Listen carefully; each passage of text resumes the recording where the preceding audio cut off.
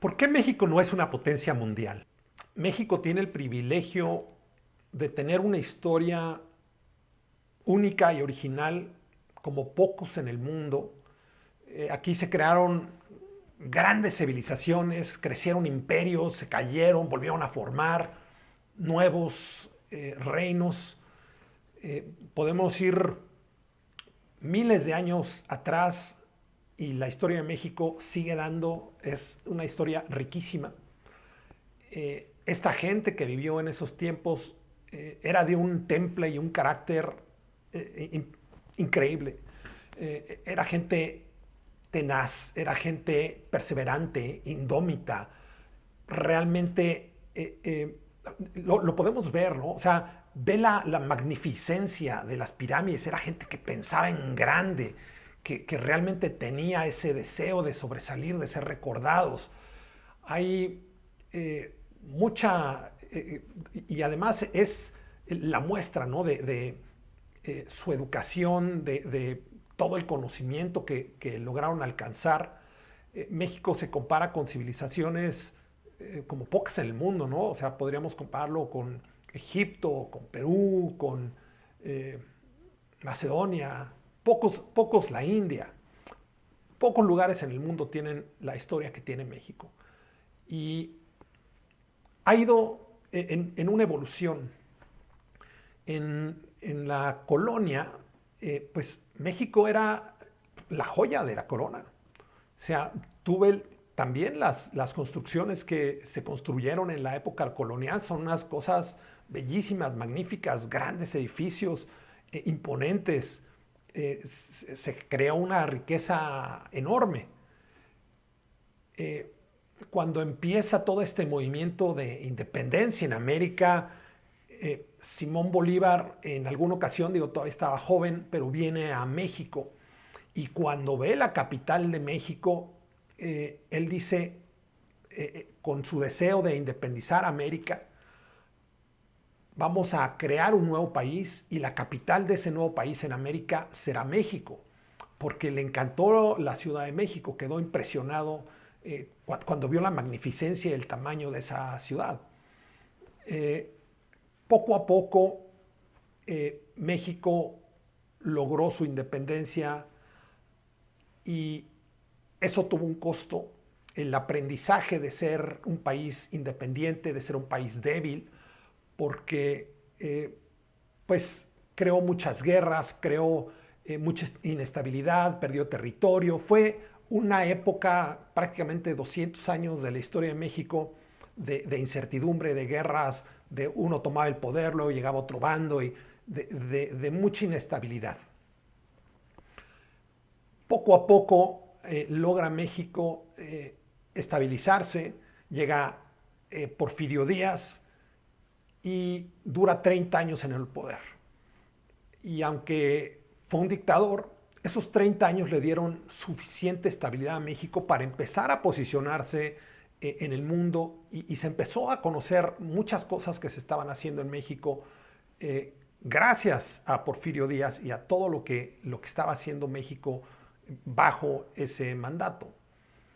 Eh, a Porfirio Díaz siempre se le ha visto como un tirano, como el dictador, pero en realidad Porfirio Díaz, cuando Madero, que es el que proclama la Revolución Mexicana o el cambio de gobierno, porque no era una revolución al principio, eh, pues Porfirio Díaz se va y no vuelve.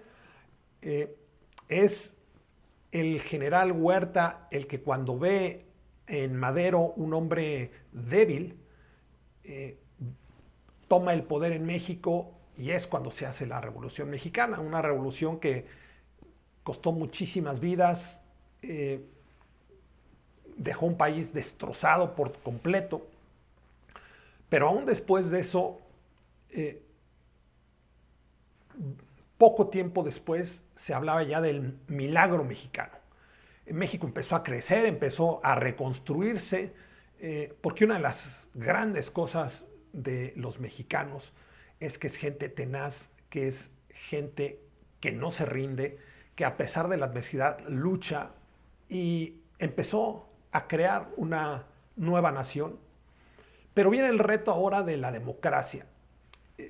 Se había salido Porfirio Díaz, que había sido un dictador, y el grupo en el poder, pues lo único que hace es, se reparten entre ellos el pastel y se están dando la vuelta, digamos, la presidencia, porque era una presidencia, digamos, nada más en nombre, prácticamente era el hombre fuerte del momento y todos los poderes reposaban en él.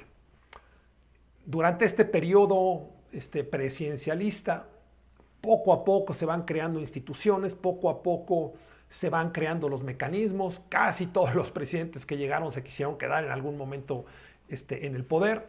Afortunadamente los hemos podido detenerlos a todos y México fue avanzando en la dirección democrática. Llega por fin la época reciente de la historia de México, donde empieza las políticas económicas y México toma el modelo neoliberal, que ha sido muy criticado por los que se oponen a este modelo, pero el modelo neoliberal ha sacado de la pobreza a más de 20 millones de mexicanos. Ha convertido a la economía de México en la economía número 12 a nivel mundial. Entonces, pues no es si México puede ser una potencia mundial. México es una potencia mundial. El problema es que México, estamos atestiguando el crecimiento, el nacimiento de esta nueva nación. Y tenemos todavía mucho por avanzar. En tema de democracia, todavía el actual presidente otra vez ya se quiere quedar. Es siempre una lucha. Poco a poco México irá fortaleciendo sus instituciones, se irá fortaleciendo en su justicia, porque es un tema que si no tenemos una justicia, si no tenemos certidumbre, no podemos avanzar, no podemos convertirnos en esta gran nación. Entonces tenemos que hacer mucho trabajo en justicia, en donde tú sepas y estés seguro de lo que pasa, en donde no por capricho de una persona o porque alguien es poderoso pueda abusar de un puesto y te pueda quitar lo que con tus años de trabajo has logrado. Esa es la primera instancia. La educación. México tiene una educación incipiente y aunque hay extraordinarias universidades en México que tienen ya un renombre a nivel mundial, el nivel educativo todavía es pequeño. O sea, tenemos poca gente que está sobresaliendo cuando México tiene una población grande. La población que deberíamos de tener con grados de maestría, de posgrado, de especializaciones, tiene que ser mayor. Tenemos que dar oportunidades a todas estas personas, porque hay gente brillante, pero que salen y no pueden hacer nada. Y terminan yéndose a otras partes del mundo a trabajar porque pues aquí no tienen las oportunidades. Entonces tenemos que crear esta parte educativa, este fortalecimiento y, bueno, realmente distribuir la riqueza. Este grupo en el poder, cuando se creó toda esta generación de riqueza, pues los que se repartieron el pastel fueron unos cuantos y el dinero no logró permear lo suficiente al resto de la población. Eso se tiene que corregir, debemos de crear modelos donde realmente haya una oportunidad para todas las personas, que la gente realmente pueda, con su esfuerzo y con su dedicación, crecer económicamente y tener un bienestar. Vamos por ese camino y lo que vemos ahorita es ese nacimiento, ¿no? Esos dolores de parto donde de repente es el México del pasado, de repente vemos grandes cosas y otra vez retrocesos. ¿Por qué es ir y venir en donde se está gestando esta nueva cultura, este nuevo entendimiento? Pero dentro de muy poco se va a dar la vuelta y vamos a poder ver a nuestros abuelos de frente y decirles: somos como ustedes, somos guerreros, hemos llegado y hemos convertido a esta nación en una potencia como eran ustedes. Y esa es la lucha y ese es el agradecimiento y ese es el ciclo que estamos a punto de concluir pocos años yo creo que México empezará a tomar un lugar muy relevante en el mundo, tendrá una voz y tendrá una gran responsabilidad.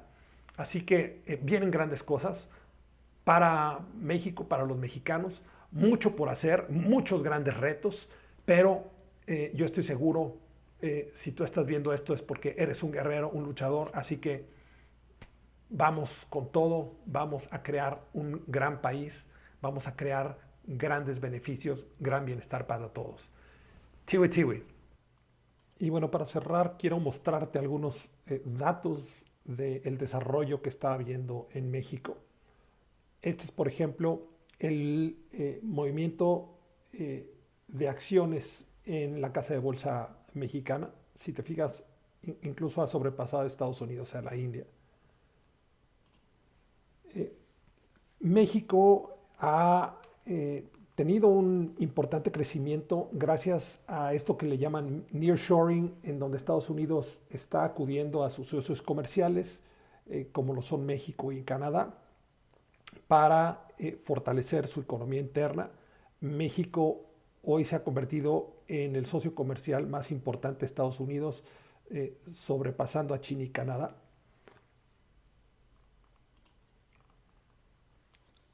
38.3 millones de turistas visitan México cada año y esto representa 46.4 mil millones de dólares que se genera de puro turismo.